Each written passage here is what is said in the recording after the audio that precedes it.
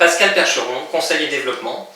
Merci d'être de plus en plus nombreux et nombreuses à suivre mes vidéos, car cela finalement permet d'enrichir le contenu de mes tutos. Aujourd'hui, je voudrais répondre à 4 questions qui m'ont été posées, ou plutôt 3, et puis faire un petit clin d'œil à Lydie, aussi de Pau. Le premier thème que je vais aborder concerne la prospection téléphonique.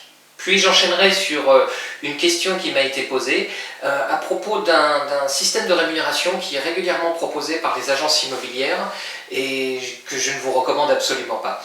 Le troisième point concerne l'hiver.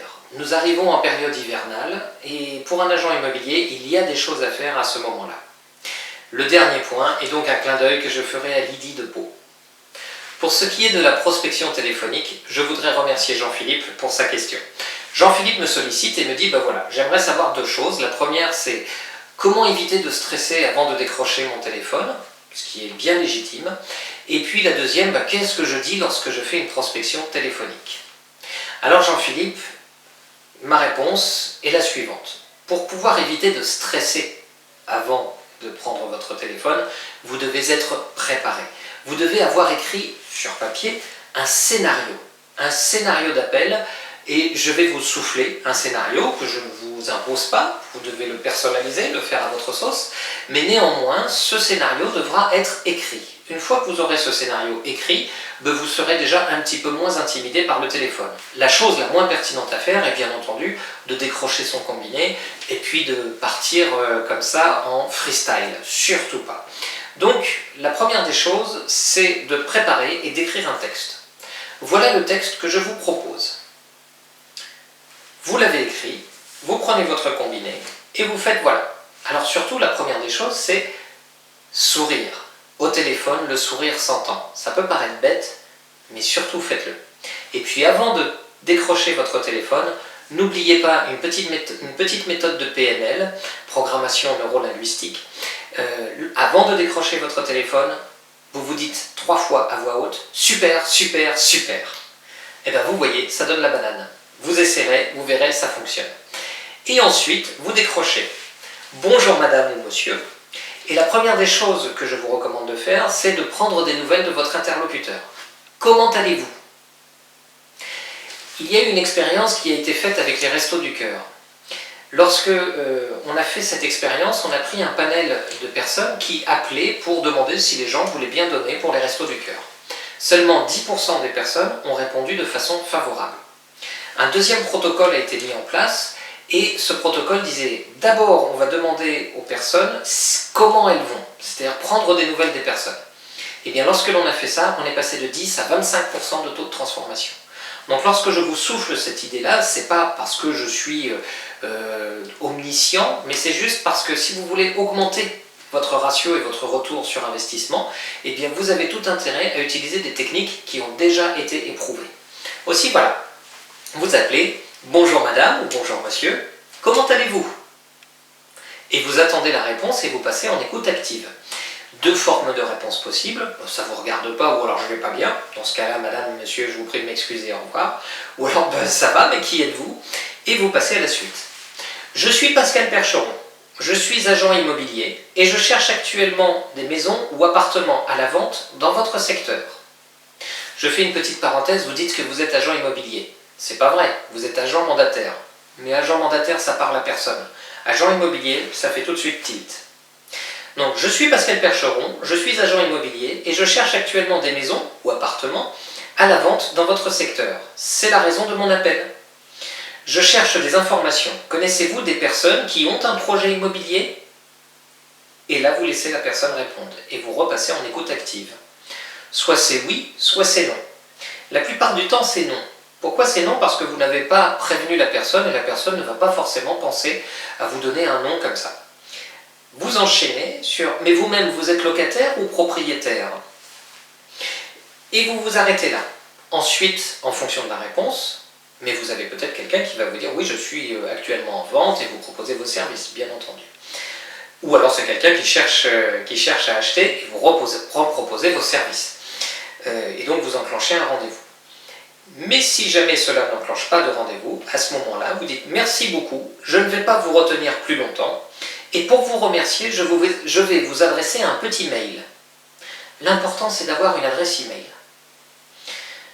Je vous offre 30% sur mes frais d'agence et vous pouvez même en faire profiter vos amis ou votre famille. Ça vous tente? Et oui, parce que pour vous laisser son adresse email, la personne doit avoir une carotte au bout. Or, si vous êtes agent mandataire, vous n'avez pas le droit de dépasser le plafond des tarifs qui vous sont imposés par votre réseau, mais vous pouvez tout à fait le baisser. Alors, je sais déjà qu'il y a des professionnels qui vont m'insulter sur Internet pour avoir dit cela, mais c'est pourtant la réalité. Et je vous jure que si vous proposez ce petit cadeau, eh bien ça vous permet d'avoir l'adresse email et ensuite vous faites un petit mail de remerciement à la personne. Vous avez son nom, son adresse, son téléphone, son adresse email et vous pouvez lui envoyer un petit mail de remerciement. Si jamais un jour elle a quelqu'un à qui faire un cadeau ou alors si cette personne a besoin d'un projet immobilier, eh bien elle pensera à vous en premier. Et ensuite, cela enrichit votre base de données et vous permet ensuite de faire de l'emailing par exemple. Je vais passer à la seconde partie de cette vidéo qui concerne la rémunération des agences immobilières.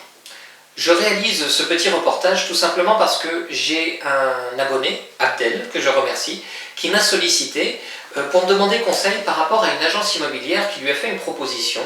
Et cette proposition est régulièrement utilisée par certains agents immobiliers. La proposition est la suivante.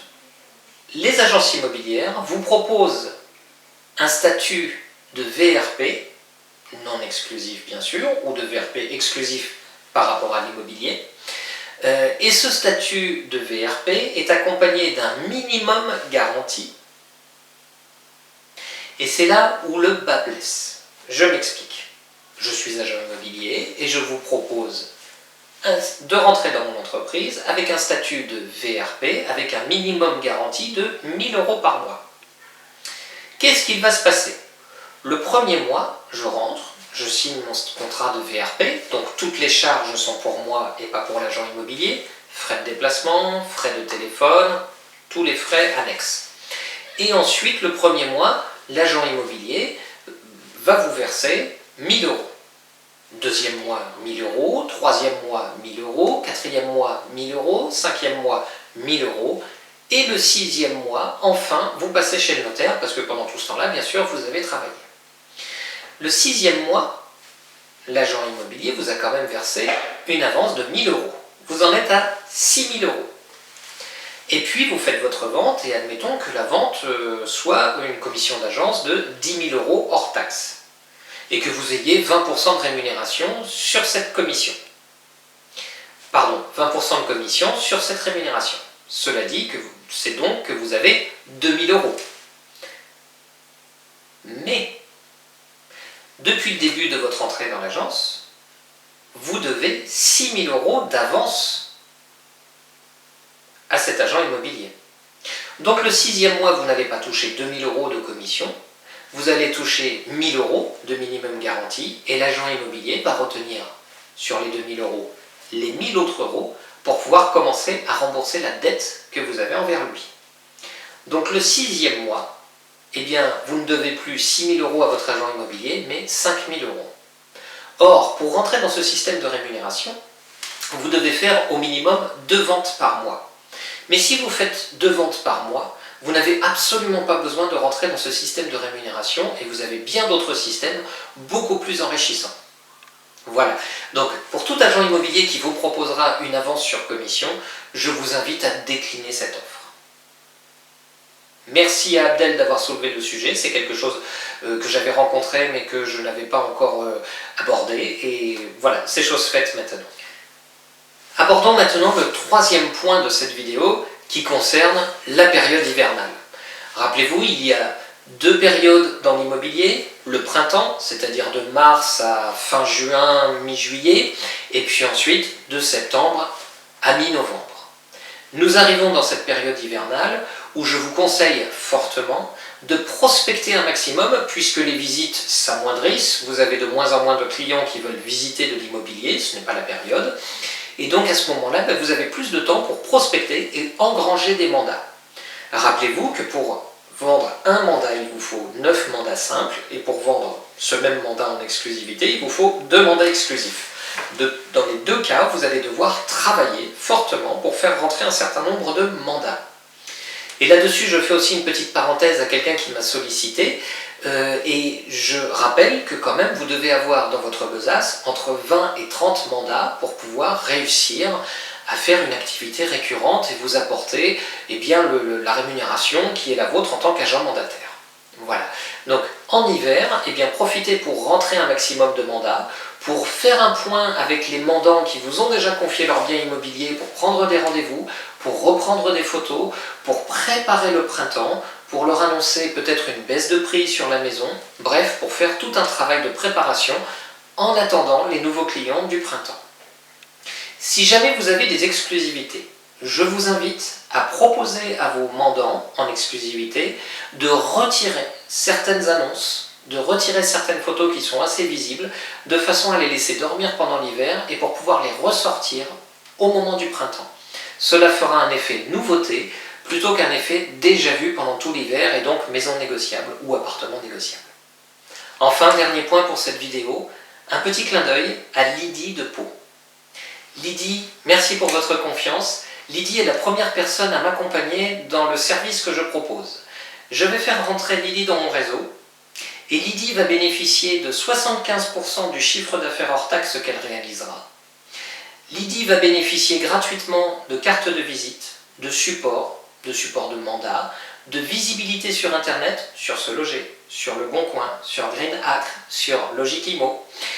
Lydie va pouvoir avoir des panneaux à vendre ou des panneaux vendus, et ce, sans aucune contrepartie vis-à-vis de ce réseau. C'est-à-dire que je fais partie d'un réseau qui pense, à raison, qu'on n'a pas le droit de faire payer les gens tous les mois pour avoir le droit de travailler. Les seules dépenses que Lydie va devoir faire, c'est une inscription au RSAC, au registre spécial des agents commerciaux, la prise d'une assurance qui s'appelle une responsabilité civile professionnelle, celle-ci varie entre 100 et 200 € par an, et puis Lydie va devoir aussi débourser 50 € pour une seule fois, puisque l'État nous a sorti une dernière petite nouveauté, qui est que vous devez cotiser 50 € auprès de la CCI pour avoir le droit de prospecter, avoir une carte de prospecteur. Cette carte jusqu'à présent était délivrée par la préfecture, l'État a changé un peu la donne. Voilà, donc ce sont les seuls investissements que Lydie va devoir faire, en plus d'un appareil photo et d'un maîtreur, mais Lydie ne devra absolument pas verser de contribution mensuelle au réseau. Il est inadmissible de faire payer les gens pour qu'ils aient le droit de travailler. Aussi Lydie, merci de votre confiance parce que je vais pouvoir vous accompagner. À chaque fois que Lydie aura besoin de moi, je serai présent, aussi bien dans sa période de prospection que dans sa première et suivante prise de mandat et dans les premières visites en préparation et en débriefing et puis dans le suivi de son chiffre d'affaires et bien entendu sur l'optimisation de son activité. Voilà, Lydie, encore merci. Et puis si vous voulez rejoindre Lydie sur ce principe, n'hésitez pas, vous me contactez, pascalpercheron@gmail.com. Et puis je vous remercie encore très sincèrement d'être de plus en plus nombreux à vous abonner à ma chaîne. Je vous souhaite une excellente journée ou une soirée, c'est ça la magie d'Internet, et je vous dis à très bientôt. Au revoir.